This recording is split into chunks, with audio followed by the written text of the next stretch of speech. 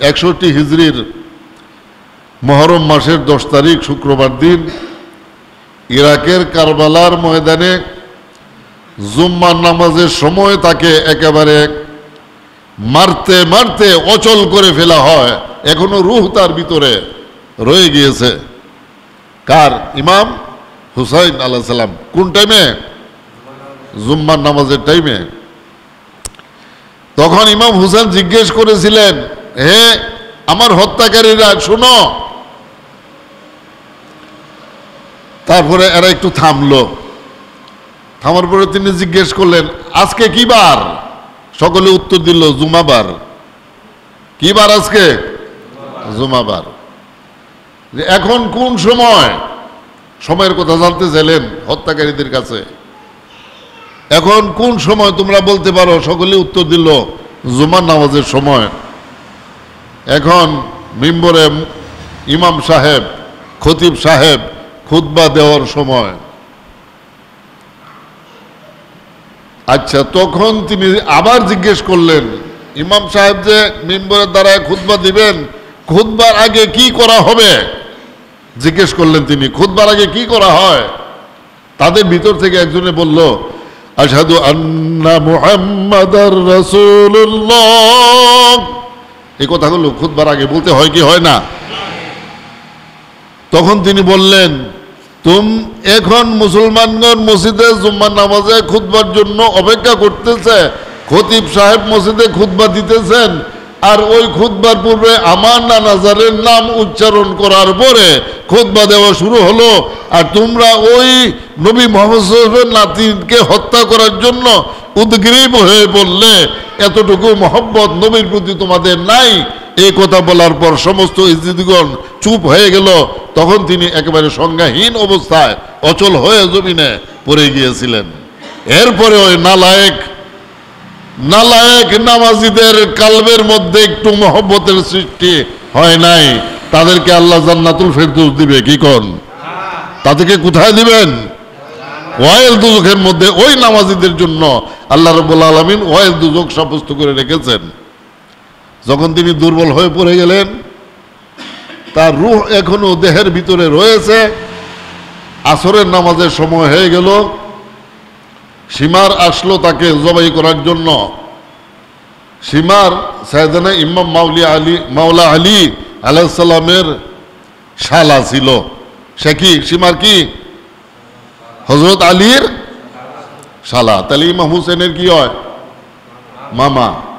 এই ভাগিনা হিসেবে সে একটু মহব্বত করতে পারল না। সে জবাই করলো হুসেন আলাইহিস সালামকে। আলেম উলামাগণ তাকে বলল, তাড়াতাড়ি জবাই করার কাজ শেষ করো, আসরের নামাজ পড়তে হবে। নাউজুবিল্লাহ পড়েন।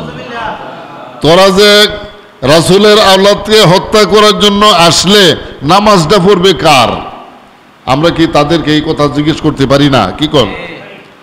আল্লাহুম্মা সাল্লি আলা সাইয়্যিদিনা মুহাম্মাদিন ওয়া আলা আলি মুহাম্মাদ। আসেনি এই কথাগুলো? আছে না নাই? এই কথাগুলো নামাজের মধ্যে বসে বলতে হয় কি হয় না? বলতে হয়। না বললে নামাজ হবে তো নাকি? আলে মুহাম্মদ অর্থ কি?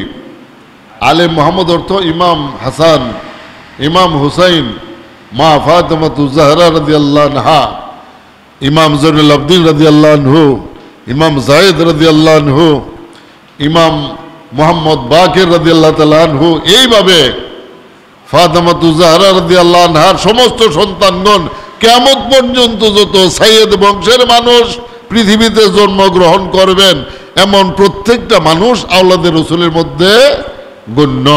এবং তাদের সকলকে মহব্বত করার জন্য আল্লাহ রাব্বুল আলামিন বলে দিয়েছেন। এই ইবলিশ ওয়াহাবি মৌলভী সাহেবরা কি কয়? মাঝবান্ডারের ভিড় বন্ধ কয়নি। এখন এই কথাগুলো বলা কমছে, আগে কইতো, এখন কম কম কয়। তারা কি আওলাদ রসুল না? সকলকে, সমস্ত আওলাদ রসুলগণকে মহব্বত করতে হবে। যদি আমরা আওলাদ রসুলের দুশ্মন হয়ে যাই, আওলাদ রসুলের দুশ্মনদেরকে যদি আমরা ভালোবাসি, ওই লোকেরা আওলাদ রসুলের দুশ্মন। যে সমস্ত লোকেরা সিরিজ বোমা হামলা করেছিল এই দেশের মধ্যে, মুসলিম নামদারি জঙ্গি সালাফি এই সমস্ত লোকগণ দেওবন্দি মওদুদি এরাই হচ্ছে সেই হুসেন হত্যাকারীদের প্রেতাত্মা। এদের অনুসরণ করা যাবে না। কয়েকদিন পরে এরাই আপনার নিকটে ভোটের জন্য আসবে, হুঁশিয়ার। এদের নিকটেই যাওয়া যাবে না, ভোট দেওয়া তো দূরের কথা। এদের থেকে নিজেদেরকে নিরাপদ দূরত্বে রাখতে হবে। আপনারা বান্ডা শরীফের পীরদের কাছে মুরিদ হয়ে যাবেন, কাচুয়া শরীফের আশরাফ জাহাঙ্গীর সিমনানি রাদিয়াল্লাহু আনহু তাদের তরিকা অনুযায়ী মুরিদ হয়ে যাবেন। আওলাদে রাসূলগণকে মহব্বত যারা করেন, এমন শাহ খলিল নন্দনপুরী রাহিমাহুল্লাহ তাআলা, নুরুল ইসলাম হাশেমি রাহিমাহুল্লাহ তাআলা, এই সমস্ত আব্দুল করিম সিরাজনগরী সাহেব কেবলা, এই সমস্ত লোকদের হাত ধরে আপনার মুরিদ হয়ে যাবেন। আল্লামা সুবহানী মিয়া আলা হজরতের নাতির ঘরের পুতি হিন্দুস্তানের, এই সমস্ত লোকদের হাতে আপনারা মুরিদ হবেন। আওলাদে রাসূলের মহব্বত কলবের মধ্যে সৃষ্টি হবে। আওলাদে রাসূলের মহব্বত যখন আমাদের কলবে সৃষ্টি হয়ে যাবে, আমরা ফরিকে নাজিয়া আহলুস সুন্নাত ওয়াল জামাতের অন্তর্ভুক্ত থাকতে পারবো এবং এই অবস্থা আমাদের মৃত্যু হবে। আহলুস সুন্নাত ওয়াল জামাতের উপরে যার মৃত্যু হলো, এই সমস্ত লোকেরাই আল্লাহর দরবার থেকে মুক্তি পেয়ে গেল। যারা এর বাহিরে থাকলো, ওই সমস্ত লোকদের জন্য আল্লাহ রাব্বুল আলামিন ওয়াইল দুজক সৃষ্টি করে রেখেছেন। আমাদের সকলকে আল্লাহ রাব্বুল আলামিন ওয়াইল দুজক থেকে রক্ষা করুন।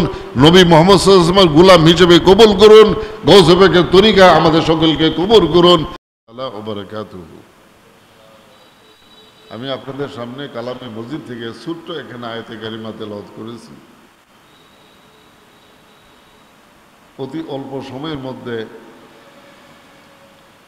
এই আয়াতে কারিমার আলোকে আমি কিছু কথা আপনাদের সামনে বলেই শেষ করে দেব। আল্লাহ সুবহানাহু ওয়া তাআলা ইরশাদ করেন, ফাওয়াইলুল লিল মুসাল্লিন।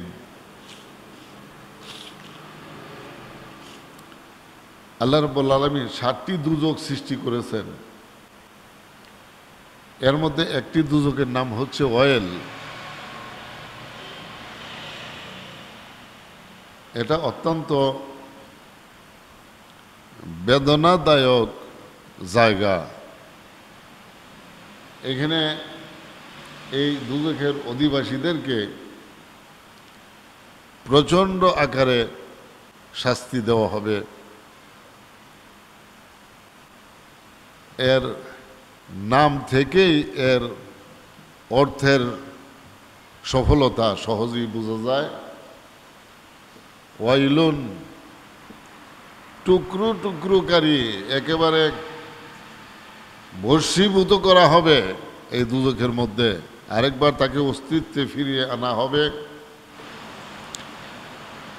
লা ইয়ামুতু ফিহা ওয়ালা ইয়াহইয়া। আল্লাহ রাব্বুল আলামিন ইরশাদ করেন, এই দুজকের অধিবাসীগণ, এই দুজকের মধ্যে এরা মারাও যাবে না, জিন্দাও থাকবে না, এমন এক পর্যায়ের মধ্যে আল্লাহ রাব্বুল আলামিন এদেরকে দুজকের মধ্যে রাখবেন। এগুলো এমন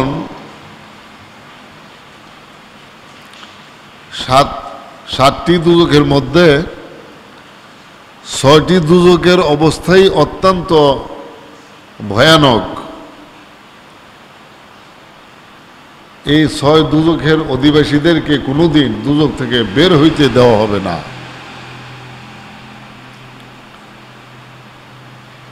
জাহান্নাম নামক আরেকটি দুজক রয়েছে। এই দুজকের মধ্যে ঢুকবে শুধু নবী রাসূলগণের উম্মতগণের মধ্যে যারা বিশ্বাসী ছিল, এই লোকদেরকে জাহান্নামে দেওয়া হবে। নবী রাসূলগণের প্রতি তাদের বিশ্বাস আকীদা সুলনা ঠিক আছে, কিন্তু রোজা রাখে না, নামাজ পড়ে না। এরকম ইমানদার মানুষ আছে না এই দুনিয়াতে, নাকি নাই? সে ইমানদার ঠিক আছে, কোনো কোনো সময় 4 ওয়াক্ত নামাজ পড়ে, 2 ওয়াক্ত নামাজ পড়ে, 1 ওয়াক্ত নামাজ পড়ে। বাজারে গেল, মাগরিবের নামাজের সময় হইল, বাজারে অনেক মানুষ যখন মসজিদে যায় নামাজ পড়ার জন্য, এখন আমিও যদি না যাই লোকেরা কি বলবে, তাই মসজিদে যায়, এক ওয়াক্ত নামাজ পড়ে মসজিদে যায়। এই ধরনের মানুষের জন্য জাহান্নাম। এরকম আমার নবী মুহাম্মদ সাল্লাল্লাহু তাআলা সাল্লামের উম্মতের মধ্যে যেমন কিছু ঘাড়তেরা মানুষ আছে, মনে চায় নামাজ পড়ে, না হয় পড়ে না, মনে চাইলে রোজা রাখে, না হয় রাখে না, সত্য মিথ্যা কথা সমানে বলে যায়, হালাল হারামের ধার ধারে না,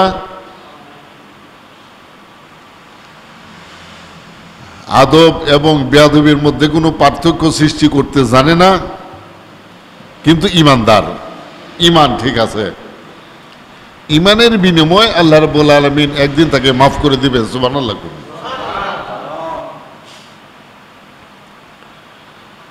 এই সমস্ত লোকদেরকে জাহান্নামে দেওয়া হবে। এখানে বিচারের, এটা হচ্ছে বিচারের জায়গা, আর বাকি 6টা দুজক বিচারের জায়গা না, অবস্থান করার জায়গা। সেখানে তারা চিরস্থায়ীভাবে অবস্থান করতে হবে। অমুসলিমেরা, যারা আল্লাহ রসুলগণকে মানে নাই, আল্লাহ রাব্বুল আলামিনকে যারা বিশ্বাস করে নাই, ওই সমস্ত লোকেরা সেখানে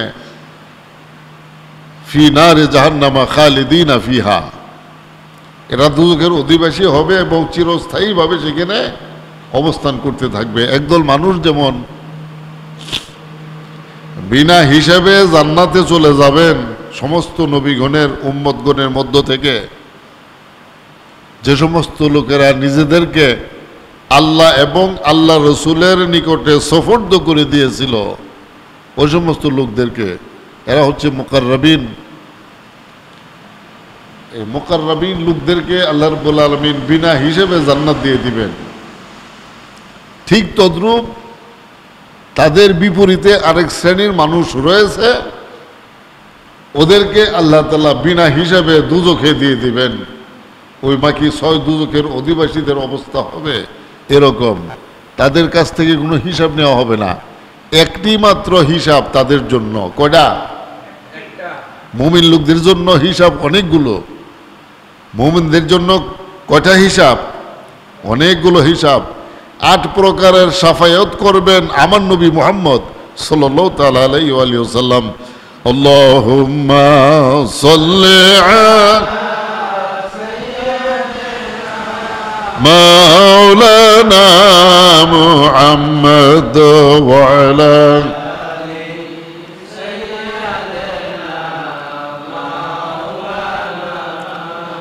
محمد اللهم صل على مولانا محمد وعلى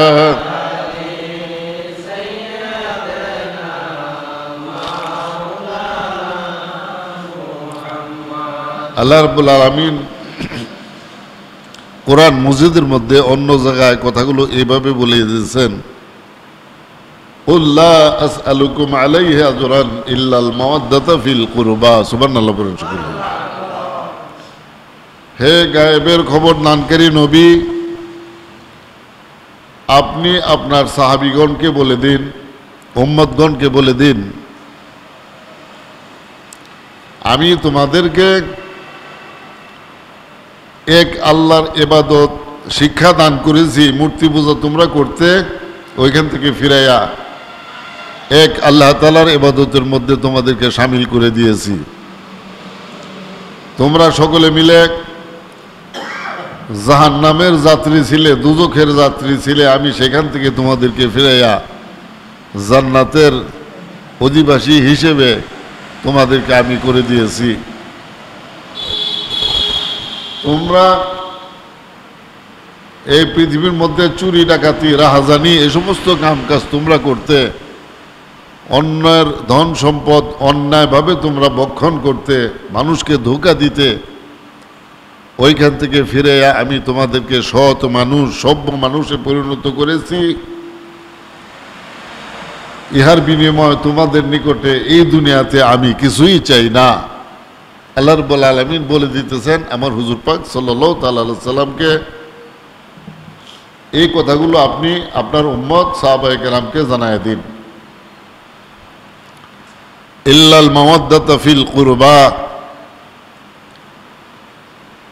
তবে তোমাদের সকলের কর্তব্য আমার নিকট আত্মীয়গণকে মহব্বত করা, ভালোবাসা, এটা তোমাদের সকলের ঈমানি দায়িত্ব।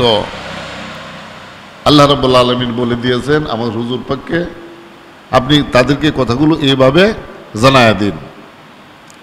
আমার হুজুর পাক সকলকে জানায় দিলেন। কোরআন শরীফের এই আয়াত জানে না ওই যুগে আল্লাহ রাসূলের সাহাবীগণের মধ্যে, তাবেঈগণের মধ্যে, তাবেঈগণের মধ্যে এমন একটা লোক ছিল না যারা কোরআন শরীফের এই আয়াতটুকু কি জানে না। তাহলে বোঝা গেল ওই যুগের সকল মুসলমানেরাই, বর্তমান যুগে তো অনেক মুসলমান আছে কোরআন শরীফ পড়তে জানে না, আছে না এরকম? কোরআন শরীফ পড়তে হবে, পড়া শিখতে হবে। এই কিতাবের নাম কোরআন। কোরআন শব্দের বাংলা অর্থ হলো যাহা বহুবার তেলাওয়াত করা হয়, পাঠ করা হয়,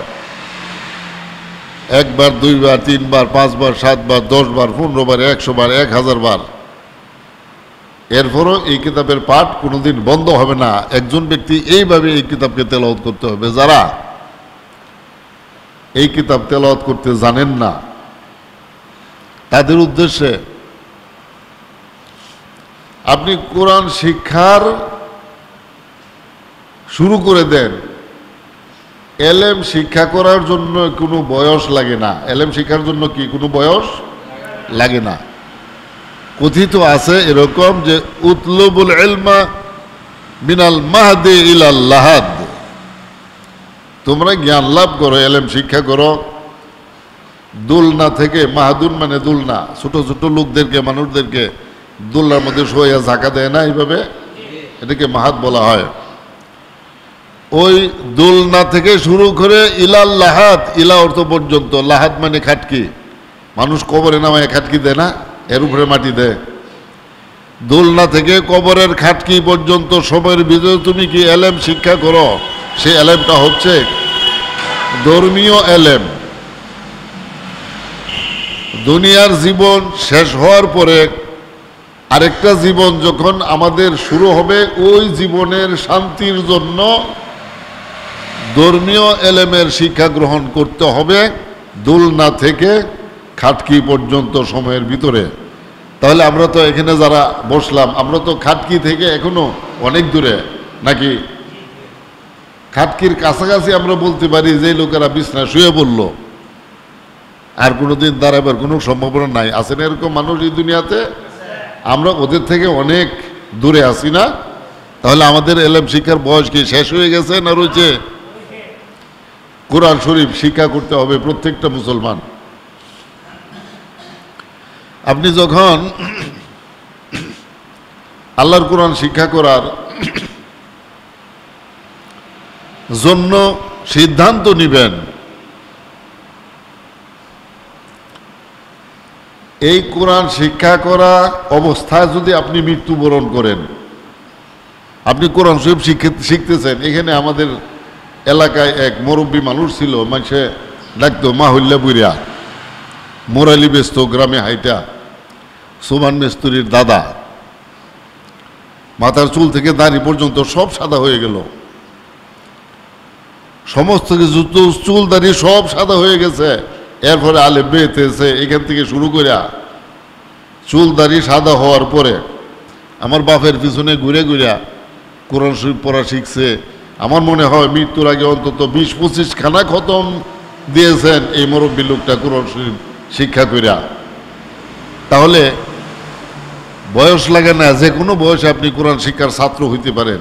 ছাত্র অবস্থায় যদি আপনি মৃত্যুবরণ করেন, কিসের ছাত্র? ধর্মীয় ছাত্র, কোরআন হাদিসের ছাত্র। আপনাকে শহীদের মর্যাদা দান করা হবে। সুবহানাল্লাহ। শহীদ বলা হয় যে সমস্ত লোকেরা ধর্মীয় যুদ্ধে নবী এবং নবীর তরফ থেকে নিযুক্ত ব্যক্তি এবং ইমামগণের হুকুমে বিধর্মীদের বিরুদ্ধে যুদ্ধে অংশগ্রহণ করে এবং ওই যুদ্ধে যে মৃত্যুবরণ করলো, নিহত হলো, ওই সমস্ত লোকদেরকে শহীদ বলা হয়। আর শহীদগণ মুকাররাবিনের অন্তর্ভুক্ত। শহীদগণকে কোনো হিসাব নিকাশ দিতে হবে না। তাহলে আপনি যুদ্ধ করলেন না, কাফেরের হাতে অস্ত্রের আঘাতে মৃত্যুবরণ করলেন না, শুধু কোরআন শরীফ শিক্ষার ছাত্র হিসেবে আপনি দৈনিক দরকার নাই, আপনি একটা স্কুলে ভর্তি হন এরকম যে স্কুলে মাস্টারি করব আমি, সপ্তাহে একদিন আপনি বসেন কোরআন শরীফ শিক্ষার জন্য 2 ঘন্টা সময় নিয়ে। সপ্তাহে একদিন কি বসা সম্ভব না? আপনার এই স্কুলের ক্লাস সপ্তাহে একদিন হবে, এই সপ্তাহের বাকি 6 দিনের ভিতর আপনি মৃত্যুবরণ করেন, শাহাদতের মর্যাদা পেয়ে যাবেন। আর কোরআন শরীফ শিক্ষা হয়ে গেল।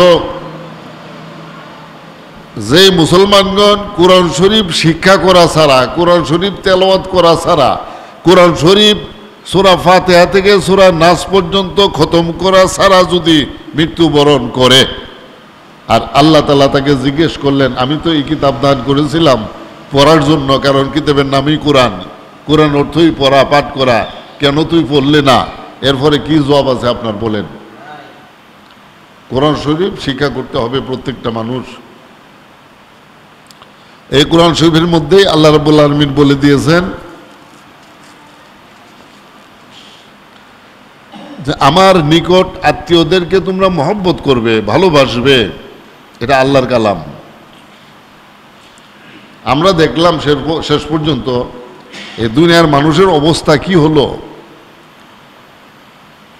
সাইয়েদনা উসমান জি নুরাইন রাদিয়াল্লাহু তাআলা আনহু, তিনি কি আমার হুজুর পাকের নিকট আত্মীয় না? কি কোন হযরত উসমান হুজুর পাকের 2জন মেয়ে বিয়ে দিয়েছেন, তার কাছে দেন নাই? একজন মেয়ের ইন্তেকালের পরে তিনি আরেক মেয়ে বিয়ে দিলেন। ওই মেয়ে ইন্তেকাল করার পরে জানাজার নামাজ পড়ে আমার হুজুর পাক বলেন, আমার যদি এমন 100 মেয়ে থাকতো, একে একে সকল মেয়েদেরকে আমি উসমানের কাছে বিয়ে দিতাম। সুবহানাল্লাহ। তাহলে আল্লাহ রসুল পাক হযরত উসমানকে কত মহব্বত করতেন, বোঝা গেল তো নাকি? সেই উসমান রাদিয়াল্লাহু তাআলা আনহুকে হত্যা করা হলো। আবু বকর সিদ্দিক রাদিয়াল্লাহু আনহুর মতো সাধারণ স্বাভাবিক ইন্তেকাল তার হয় নাই। তাকে কি করেছে? হত্যা করেছে। কারা হত্যা করলো? ওই নামাজি লোকেরা। আল্লাহর কসম, আমাদের এই দেশের একটা হিন্দু খলিফা উসমানকে হত্যা করার জন্য যায় নাই। চীন, বার্মা, মায়ানমার অঞ্চল থেকে একটা বৌদ্ধ ধর্ম অবলম্বনকারী মানুষ ওই দিন মদিনা শরীফ হযরত উসমানকে হত্যা করার জন্য যায় নাই। নাজরান এবং ফিলিস্তিন এই 2 অঞ্চল থেকে ইহুদি এবং খ্রিস্টানেরা হযরত উসমানকে হত্যা করার জন্য যায় নাই। তাহলে কারা হযরত উসমানকে কারা হত্যা করলো? এই মুসলমানেরা, এই নামাজেরা, নামাজি লোকেরা, যাদেরকে আল্লাহ তাআলা ওয়াইল দুজকে দিবেন। ফাওয়াইলুল লিল মুসাল্লিন, মুসল্লিদের জন্য ওয়াইল দুজক। খলিফা উসমান রাদিয়াল্লাহু আনহুকে হত্যা করা শরীয়তে কি বৈধ ছিল? বিলকুল হারাম তাকে হত্যা করা। অথচ নামাজি লোকেরা তাকে হত্যা করে ফেলেছেন। উসমান হত্যার মধ্যে সবচেয়ে অগ্রণী ভূমিকা পালন করেছিল মিশরের বিদ্রোহীরা। মদিনা শরীফের কিছু লোকও তাকে হত্যা করার মধ্যে শামিল ছিল। খলিফা উসমান হত্যাকারী নামাজিদের জন্য আল্লাহ রাব্বুল আলামিন ওয়াইল দুজক বানিয়ে রেখেছেন।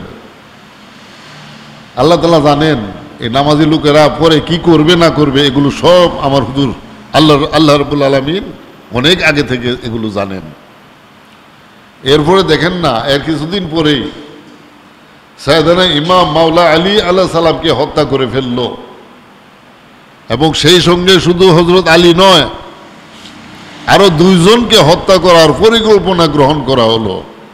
হযরত আলীর সঙ্গে আরো 2 জনকে হত্যা করা হবে। ওই হত্যাকারীরা বাইতুল্লাহ শরীফের নিকটে বসে তারা ফতোয়া দিল। ফতোয়া কারা দেয়? মুসলিম না অমুসলিমরা? আলেম লোকে দেয় না জাহেল লোকে দেয়? আলেম লোকে ফতোয়া দেয়। মক্কা শরীফের ঘরের পাশে বসে তারা ফতোয়া দিল, এই তিনজন মানুষকে হত্যা করা ওয়াজিব, নাউজুবিল্লাহ পড়েন। কয়জনকে? তিনজন। এই তিনজনের মধ্যে একজনের নাম হলো সাইয়েদানা ইমাম মাওলা আলী আলাইহিস সালাম, আরেকজনের নাম হলো আমিরে মুআবিয়া রাদিয়াল্লাহু তাআলা আনহু, আরেকজনের নাম হলো হযরত আমর ইবনুল আস রাদিয়াল্লাহু তাআলা আনহু। আমিরে মুআবিয়া ছিলেন সিরিয়ার গভর্নর, শাম দেশের গভর্নর।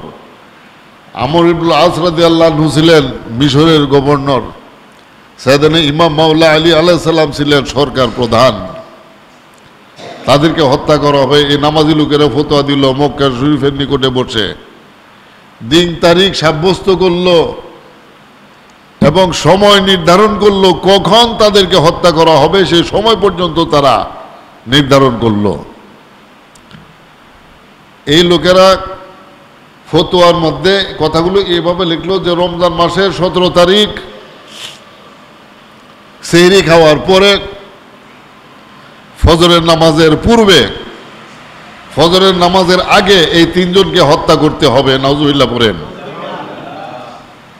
ঠিক যথারীতি তাদের সিদ্ধান্ত এবং ফতোয়া মোতাবেক আমর ইবনুল আস রাদিয়াল্লাহু আনহুর হত্যাকারীরা মিশরে চলে গেল, আমিরে মুআবিয়া রাদিয়াল্লাহু আনহুর হত্যাকারীরা শাম দেশে চলে গেল, ইমাম মাওলা আলী মুশকিল কুশা আলাইহিস সালামের হত্যাকারীগণ মদিনা শরীফ চলে আসলো। আপনারা দেখেন আমাদের এই দেশে এখন থেকে এই 14-15 বা 20-22 বছর আগে 64 জেলার মধ্যে এক যুগে এক টাইমে বোমা হামলা করা হয়েছিল। হয়েছিল কি হয় নাই? কারা করেছিল? মুসলিম জঙ্গিগণ, মুসলিম জঙ্গিরা, এরাই নামাজি, এদের জন্যই ওয়াইল দুজক। এই তিনজনকে হত্যা করতে হবে, তারা ওইখান থেকে সবক গ্রহণ করেছে 64 জেলায় একবারে বোমা মারার জন্য। ঠিক যথারীতি আমর ইবনুল আস রাদিয়াল্লাহু তাআলা আনহুর হত্যাকারী মিশরে গেল এবং তার উপরে আক্রমণ করলো, কিন্তু হত্যা করতে সক্ষম হলো না। হত্যাকারীরা ধরা পড়ল এবং নিহত হলো, আলহামদুলিল্লাহ পড়েন। ঠিক ওই একই টাইমে আমিরে মুআবিয়া রাদিয়াল্লাহু আনহুর হত্যাকারীগণ শাম দেশে গেল, আমিরে মুআবিয়া রাদিয়াল্লাহু আনহুর উপর আক্রমণ করার জন্য তারা রেডি হলো। এই মুহূর্তে তারাও ধরা খেয়ে গেল এবং নিহত হলো, আলহামদুলিল্লাহ পড়েন। ঠিক ওই একই টাইমে সাইয়েদানা ইমাম মাওলা আলী আলাইহিস সালামের হত্যাকারী মদিনা শরীফ আসলো, তার উপরে হামলা করলো এবং মাওলা আলী আলাইহিস সালামকে হত্যা করতে সক্ষম হলো। ইন্না লিল্লাহি ওয়া ইন্না ইলাইহি রাজিউন। 2 দিন পরে তার প্রাণ বের হয়, হত্যাকারী ধরা খেল। মাওলা আলী আলাইহিস সালাম ঘোষণা করলেন, সে আমাকে একটি মাত্র আঘাত করেছে, আমি যদি ভালো হই তাহলে তার বিচার আমার হাতে আমি করব। হযরত আলী বলতেছেন, আমি যদি সুস্থ হয়ে উঠি তার আক্রমণের পরে, তাহলে তার বিচার আমি কি করব। আর যদি ভালো না হই, তার আঘাতে যদি আমার মৃত্যু হয়, তাহলে তোমরা জেনে রাখবে, মুসলমানদেরকে তিনি বলতেছেন, তোমরা জেনে রাখবে সে আমাকে একটি মাত্র আঘাত করেছে, ঠিক তাকেও তদ্রূপ একটি আঘাতেই তাকে তোমরা হত্যা করবে, একটি আঘাতের বেশি তাকে করতে পারবে না। মাওলা আলী আলাইহিস সালাম 2 দিন পরে তিনি ইন্তেকাল করলেন। ওই হত্যাকারীর আক্রমণের কারণে, দুর্বল হয়ে পড়ে যাওয়ার কারণে তিনি শাহাদত লাভ করলেন। এই সমস্ত নামাজি লোকদের জন্য আল্লাহ তাআলা ওয়াইল দুজক বানিয়ে রেখেছেন। ওয়াইল দুজকের মধ্যে এই লোকেরাই যাবে। আল্লাহ তাআলা বলতেছেন, আমার আওলাদগণকে তোমরা মহব্বত করো। আল্লাহ তাআলা বলতেছেন, তাহলে মাওলা আলী কি আমার হুজুর পাকের আত্মীয়ের মধ্যে কি গণ্য নয়? তিনি হুজুর পাকের চাচাতো ভাই ছিলেন, ঠিক না? এবং মেয়ের জামাই। আল্লাহুম্মা সাল্লি আলা মাওলানা মুহাম্মদ ওয়া মাওলানা তারা সকলে আমার হুজুর পাকের নিকট আত্মীয় ছিলেন। খলিফা উসমান রাদিয়াল্লাহু আনহু, সাইয়েদনা ইমাম মাওলা আলী আলাইহিস সালাম, তারা আমার হুজুর পাকের নিকট আত্মীয় ছিলেন। তারপরে আসেন হযরত আলী সন্তান ইমাম হুসাইন আলাইহিস সালাম। তিনি কি আমার হুজুর পাকের আত্মীয় না? ইমাম হুসাইনের এক নাতি, হ্যাঁ, ইমাম হুসাইনের ছেলের ঘরের এক নাতি। ওই নাতির নাম হলো ইমাম জায়েদ রাদিয়াল্লাহু তাআলা আনহু। নাতির নাম কি? ইমাম জায়েদ। তাকেও ইমাম হুসাইন আলাইহিস সালামকে যেভাবে হত্যা করেছিল মুসলমানেরা, নামাজি লোকেরা, ৭,০০০-এর বেশি ছিল কোরআনের হাফেজ। তাহলে কোরআন শরীফের এই আয়াত তাদের প্রত্যেকের জানা ছিল, প্রত্যেকের জানা ছিল যে ইল্লাল মাওয়াদ্দাতা ফিল কুরবা, রাসূল পাকের নিকট আত্মীয়গণকে ভালোবাসতে হবে, মহব্বত করতে হবে, আল্লাহ রাব্বুল আলামিনের আদেশ। কোরআন শরীফের হাফেজারা তো কমপক্ষে জানতো, আর কেউ না জানলেও। এরপর তারা সে হত্যা করার কাজে সংযুক্ত হয়েছে। আল্লাহ রসুলের আওলাদ হিসেবে কোনো প্রকারের মহব্বত তাদেরকে দেখান নাই। আপনারা জানেন সাইয়েদনা ইমাম মাওলা আলী আলাইহিস সালামের খলিফা ইমাম হাসান বসরি রাদিয়াল্লাহু তাআলা আনহু, ইমাম হাসান বসরি রাদিয়াল্লাহু আনহু চিশতিয়া তরিকার ইমাম, যখন ওই যুগে ইমাম হাসান বসরির যুগে মুসলমানদের ভিতরে বাতিল দুইটি ফেরকা মাথা চড়া দিয়ে উঠল। একটার নাম হলো কদরিয়া, আরেকটার নাম হলো মুতাজিলা। এরা ভীষণভাবে প্রভাব বিস্তার করে ফেলেছে মুসলিম সমাজের মধ্যে। ইমাম হাসান বসরি আলেম হিসেবে অনেক উঁচু দরজার আলেম ছিলেন। এরপরেও তিনি সম্মানের কারণে, মহব্বতের কারণে ইমাম হাসান আলাইহিস সালামের নিকটে চিঠি লিখলেন। তিনি হইলেন মুরব্বী মানুষ, ইমাম হাসান বাচ্চা মানুষ, ছেলে মানুষ, মুরব্বী না। ইমাম হাসান আলাইহিস সালামের বাবার খলিফা কে? ইমাম হাসান বসরি রাদিয়াল্লাহু তাআলা আনহু।